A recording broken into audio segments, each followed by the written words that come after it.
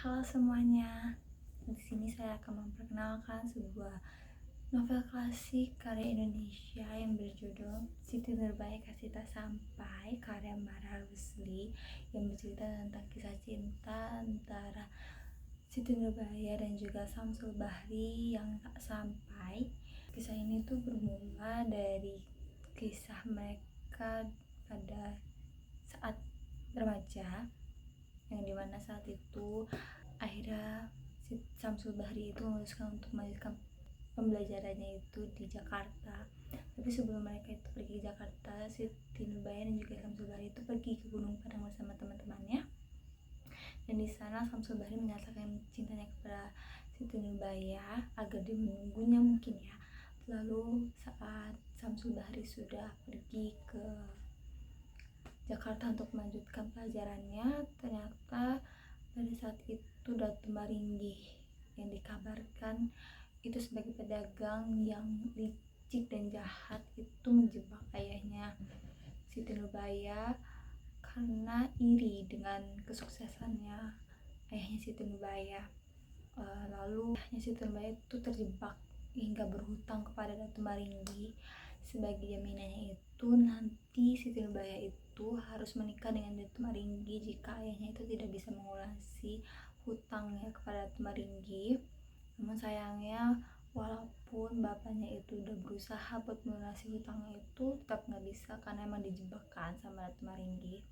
Hingga akhirnya mau tidak mau Siti Nurbaya itu harus menikah dengan Datu Maringgi yang sudah tua dan licik itu, karena kalau tidak ayahnya itu akan dipenjara. Dan Siti Nurbaya yang berbakti kepada orang tua itu tidak mungkin membiarkan ayahnya itu dipenjara. Nah, Samsul Bahri itu mengetahui kalau misalnya Siti Nurbaya itu dipaksa buat menikah. Akhirnya dia balik ke kampungnya untuk menghentikannya, tapi malah akhirnya itu kekacauan itu terjadi dan ayahnya Samsul Bahri itu malah malu dengan kelakuannya Samsul Bahri. Akhirnya dia itu diusir dari kampung.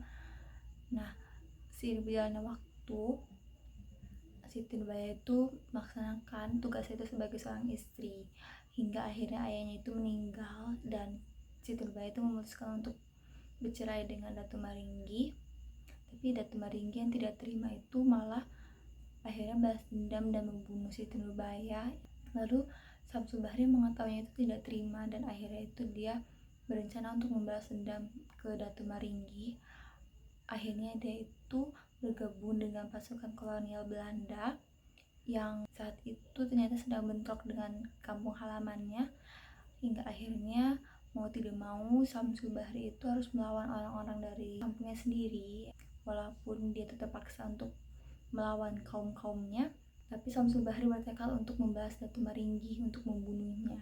Hingga akhirnya dia berhasil untuk membunuh Datu Maringgi pada saat itu. Bagian bukunya itu dia cukup bagus karena dia mengangkat tema tentang cinta yang tragis. Dia itu juga mengangkat tentang ketidakadaan adat, terus bagaimana suasana Minangkabau pada saat itu, bagaimana kondisi zaman itu, bagaimana tema dalam buku ini itu mengangkat ketidakadilan terhadap perempuan pada saat itu.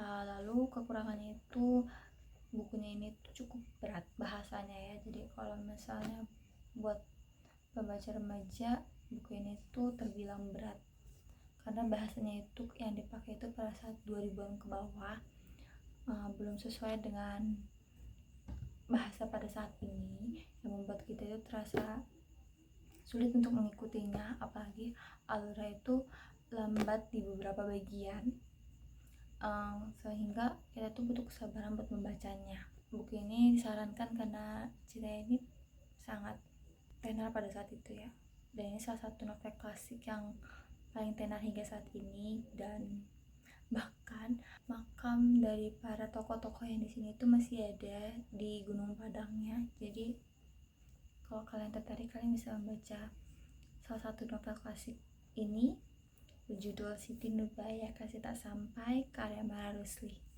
Sekian, terima kasih.